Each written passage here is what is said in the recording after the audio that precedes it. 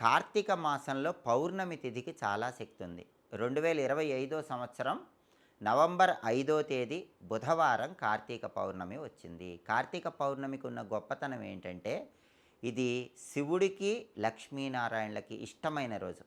అందరూ కార్తీక పౌర్ణమి అంటే శివుడికి ఇష్టమైన రోజు అనుకుంటారు. కానీ కార్తీక పౌర్ణమి లక్ష్మీనారాయణలకు కూడా ఇష్టమైన రోజు. దానికి కారణం ఏంటంటే, కార్తీక పౌర్ణమి రోజు సరిగ్గా ఉదయం 10 గంటలకి వైకుంఠంలో ఉన్న లక్ష్మీనారాయణులు భూలోకానికి వచ్చి, భూలోకంలో వాళ్ళ శక్తిని ప్రతి రావి చెట్టు మీద ఉంచుతారు. అది కార్తీక పౌర్ణమికి ఉన్న ప్రత్యేకత. అందుకే ఎవరైనా సరే కార్తీక పౌర్ణమి రోజు సరిగ్గా ఉదయం 10 గంటలకి మీకు దగ్గరలో ఎక్కడ రావి చెట్టు ఉంటే ఆ రావి చెట్టు దగ్గరికి వెళ్ళిపోండి.